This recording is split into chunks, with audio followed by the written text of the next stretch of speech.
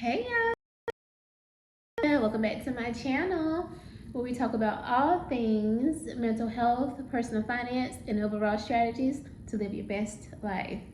All right, y'all, so we are in a series, my new series of basic finances. And y'all already know this is my favorite topic. I love talking about personal finance and teaching you all strategies that either I have used or that I know work. And so I really want to continue this series and to, provide education and information for you all, so that we can all thrive and live our best lives. I think that financial freedom is so important. And why did my refrigerator go off all of a sudden? Anyway, never mind that.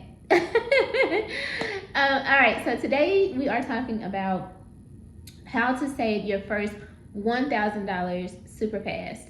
And fast is subjective, depends on what you think, how you feel about it, or your circumstances rather, but relatively fast. And what I mean by that, I mean within the next 12 months. Okay, so we are going to do that. Now, if you look back at my last video, we started off with how to budget and how to make every dollar work for you, how to make every dollar count. So that's where I wanted us to start. That's the basics of personal finance, is you have to have a budget. So make sure you go back and watch that video. And if you don't see it here somewhere, it will be tagged at the end of this video, okay?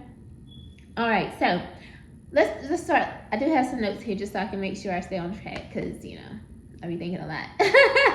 All right, so listen, y'all. The easiest, I'm just going up front, the easiest way to do this is, of course, just if you got a bonus or a tax refund, or maybe you had an opportunity to work an extra shift or two, like within a month or something, and all of a sudden now you have this cash flow, there's extra income. That's the easiest way to hit this goal. Let's be for real. If you get any type of windfall, we call it a windfall, which is like this burst or like this surplus of money that is kind of random or all of a sudden, then use that. Just go ahead and automatically just deposit into your savings account. That's the easiest way. But the reality is that's not always the case. That doesn't always happen. It's tax season right now as I'm filming this video. So you technically could, if you haven't already allocated that money to something else. And personally, like for me, I don't even get no tax return. Like I gotta pay. So, everybody doesn't have that option. I personally did use, I have more than $1,000 in my freedom fund, but I have used like recent bonuses and things of that sort to fund my savings fund. So, it's possible, but that's the easiest way. But we're gonna table that. That's just, if that's coming up for you, if that's an opportunity for you coming up soon, just go ahead and do that. Seriously. But if that's not the case for you, then stay tuned with me and we'll walk through this journey. All right, so first thing first, you need to set a goal. Now, it looks like the goal of this topic of this video is $1,000. That's the amount that we're going to focus on. So we already know we want to save $1,000. Well, when? How soon? In what time frame? So you want to get very specific about that.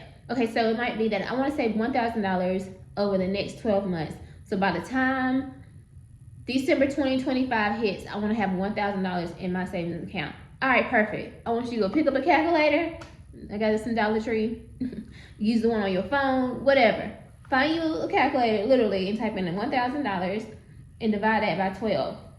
Now, of course, I know right now the filming of this video is February, so technically you would have to add whatever this number is. You kind of have to double up on it this month. Or back in, however you want to do that. But that equals up to $83.33 essentially. So basically that means that every month for the next 12 months or next 10 months, I guess, essentially, or if you want to don't count this month, then you would make sure that you transfer $83 into your savings account. Let's say, no, that's too long. I really want to hit this $1,000 goal over the next 6 months. By the time summer hit, I want to have $1,000 in my savings account because I don't feel right without having no savings. So then same thing, $1,000 divided by 6. So now that's $166.66, or really like 67 cents. So, it's going to double it up. So you're fast tracking it, you're doubling it. So Can you find $166.67 in your budget? I don't know, because you should, you got to go back and do that budget, and you have to ask yourself that question. Is it more feasible for me to break it down? Can I find $83 or can I find $166? And we're going to talk about that in a minute. All right, now, if you want to do something like every pay period, you can also do that as well. Sometimes that works best for people because they're like, okay, I know that every time I get paid, I have to transfer this money over. And you can also set it up with your employer where there's an automatic transfer from your paycheck that you never even see that money. It automatically goes to your savings account or whatever account you link it to. So I said if you get paid every 2 weeks, like bi-weekly, that's 26 pay periods in the month or in the year, excuse me. So then you do the same thing. So 1,000 divided by 26. So that would be $38.46 that will come out of every paycheck. So essentially, again, you can set it up where it's automatic. That's actually a very smart thing. You can do that with any of these, but if you want to base it on your paychecks, you might want to do it the 26. Do it this route. So either way, it's about the number and what works for you. But again, you need to go back to your budget and see where are you now. That takes me to my next point. Review your budget. You have to know your budget. So what can you sacrifice? So let's say you want to do the 6 month. Let's look at the 6 month plan.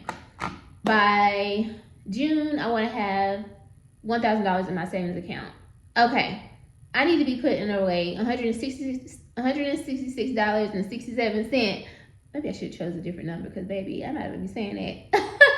Maybe I should have chose a different number. All right, I want to be putting away that amount every month. So now you got to get your budget. And you got to be real with yourself, baby. Let's be for real. Okay, at the end of the month, after I pay all my bills based on my budget, based on my numbers, and y'all already know I use a paper book budget because I'm just old school like this. You want to call me that? I don't know. I don't do them expert sheet. I need to be able to profit my numbers off and stuff like that. You know what I'm saying?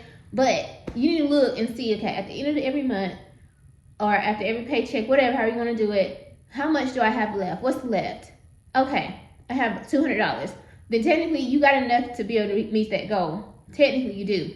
Now, if you don't and you're looking like, listen, it's taking every dollar. Matter of fact, I don't even have enough to cover my bills. Matter of fact, I'm having to put this up on credit cards. If you're looking at that and that's what you're seeing, then it's time to evaluate your budget, okay? So now it's like, what can I sacrifice? So I'm gonna tell you some things that I sacrifice personally when I've had this challenge myself. So there have been plenty of times, I'm just gonna keep it real with y'all. There have been plenty of times I'll be like, okay, I have a goal for my savings. I don't have enough because everything is eating away everything else. I'm not getting my nails done but once this month. Sometimes I won't get my nails done at all. I'll be like, you know what? Let me get this gel polish off and let me go buy some nail polish at the Dollar Tree and I'll paint my own nails, or I'll get my daughter to paint them for me. So it's stuff like that. Or it might be my hair. It might be like, you know what? Especially when I used to pay more, because now I go to Dominican and get my blowout and it's cheaper. So again, something like that too, where you might have to sacrifice. Like maybe you used to go to like a high-end natural hair care specialist. I know some people aren't willing to sacrifice these things, but again, it's all about how motivated you are. I pay double every time I get paid than compared to what I'm getting paid or paying now for my hair. I feel like I'm getting the same, like it feels the same. I'm getting the same, maybe some of the products may not be as high end, but right now that's not that a priority for me. My hair is pretty healthy. So you got to figure out like what works for you. Me, and if you're watching this video, same thing for you. It's like, how often do I really need this haircut? If they charging me $60, $80 a haircut, can I stretch this haircut? Is my hairline that jacked up? Like, I mean, you really got to get real with yourself, because in the end of the day, this is temporary. It's about how fast can you get this $1,000. So you got to be willing to sacrifice some stuff. So sometimes I would, like I said, get my hair done just once a month, and I would just stretch it out. I make sure I wrap my hair up. Listen, okay, and if I ain't got no event or nothing to go to, I'm good, because look, half the month I'm just gonna be wearing a ponytail. But you got to get that serious about it. All right, so then you also let's see. So I said also coffee and stuff like that. I know people always talk about stuff like that, cutting out coffee and all that, but if you think about it, that Starbucks coffee is not that big of a deal. Like, I'm sorry, like $8 for a cup of coffee, be for real. What I do now, and what I've been doing for months now, is I buy the big thing at Walmart. Basically, it's like $5.98, and I know it's like ice latte, but I literally pour it in my coffee mug, warm it up in the microwave. I don't know if I'm supposed to do that. I don't know, but it ain't did nothing to me. Pour creamer in it, put my sugar in it, and it's like I just got a fresh cup of coffee from Starbucks. But guess what? I'm getting more from that carton or whatever than I would buying like a cup for $8. If you think about it, right? I'm probably getting like at least 10 cups out of that versus. Do you see how much money I'm saving versus if I went to Starbucks and got those coffees every day? It's not worth it. Same thing, you can find any other brand, make your own coffee. Like it's at the end of the day, y'all, it's called sacrifice. This does not have to be something that happens like for the next 10 years of your life. This is temporary, especially if you're trying to save $1,000 in 6 months. You're gonna survive. I promise you're gonna be okay. I promise you will. Same thing, eating out. I be wanting to go to Chipotle so bad. I ain't been to Chipotle in so long because I can't justify my mind paying $12 for this bowl that I know y'all about to give me but one scoop of beans. And I don't eat meat, so that's my protein. And you trying to ration me out. I'm not doing it. So, finding other ways to get that same gratification. And again, it's just a short period of time. Clothes, you do not need to buy clothes every week or every month. So you can go ahead and scratch that off. If that's in your budget, scratch that off. Look in your closet and be like, hey, what can I rotate? And personally, it's easy it makes life easier for me to just pick the same things and just kind of change them out or whatever. Listen, y'all, the richest people in the world, they wear the same thing every day. And there's a strategy to that. I'm just saying. Gas. So if you work remotely or hybrid, see if you can cut down on how many times you go to the office. That helps. Something I've done as far as gyms, when I'm trying to meet a goal and I'm like, I'm kind of on the edge, and then I will double up my gym time. So I know that it'll save me some money driving to the gym. So I'll be like, hey, I'm gonna do 2 workouts this day, and that way I don't have to go to the gym but maybe 3 times this week, and so that saves me time and gas. So it's little things like that, y'all. Literally look at your budget and be like, what can I sacrifice? What can I sacrifice for the next 6 months so that I can hit this $1,000 goal? You gotta be that real about it and that intentional and that serious. But if you ain't, then it's not gonna happen. You gotta be willing to sacrifice something. Now, if you're not willing to sacrifice anything, okay, fine. If you're just stretched out, there's nothing to cut, cut everything you can cut out, baby, period. You ain't got no coffee, you ain't got nothing for the clothes, none of that. That's not even a thing for you. Then guess what? The reality is you're gonna have to increase your income. That's just what it is. So for me, personally, my goal right now, I'm paying off debt. I've already hit my $1,000 savings goal. I've already exceeded that. So mine is paying off debt, but it's the same mindset, and we'll talk about this more in another video. But for me, I've increased my income by adding an additional stream of income so that I can pay off debt. For you, if yours is, I don't have anything in my budget to sacrifice, then it may be, I need to go maybe work a couple extra shifts. You look at that number, again, it's gonna be based on this number. If you make $35 an hour, if you make $20 an hour, $15 an hour, how many extra shifts per paycheck or per pay period, whatever, do I need to work in order to hit this goal every month? That's how you back that number out. That's how you meet that goal. So it's not like you got to constantly be working 80 hours a week. That's not the point. It's how many extra hours do I need to work, in order to reach $166.67 a month? That's it. It's really that simple. Now, some people, like I said, you can work overtime if that's possible for you, or it may be that you're going to pick up a gig job where you're doing Instacart, Uber, Lyft, stuff like that. Maybe you have a talent and you can sell some products, or maybe you post on social media, things like that. You just find some way that you can increase your income, and your goal, your target goal, will be that savings number, right? The $166 if it's 6 months.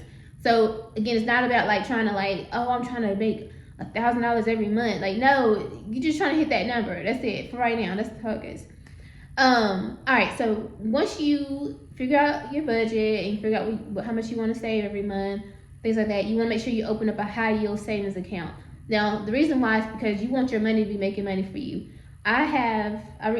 Yesterday, when I got paid, I reached my $3,000 milestone in terms of my Freedom Fund savings goal. But my money is sitting in a high yield savings account. So guess what? That $3K is earning interest. So there's actually more than $3,000 in that account. Is interest on that. So and every month I'm earning interest on that. And every time I put more money in there, is earning even more interest. So make sure that even though that $1,000, you get that $1,000, you can be making money from that $1,000.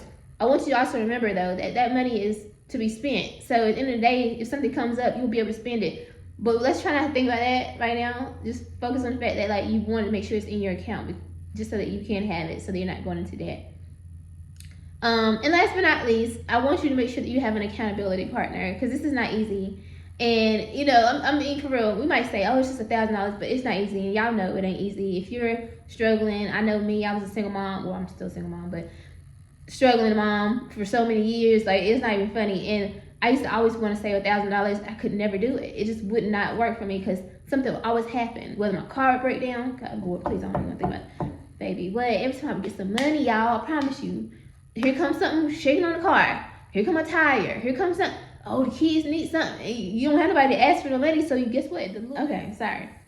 I still have those sometimes, y'all. But, you know, knowing that I have that safety net, knowing I have that money there, it makes me feel so much more secure and safe. So get you an accountability partner. I'm happy to be your accountability. Sorry.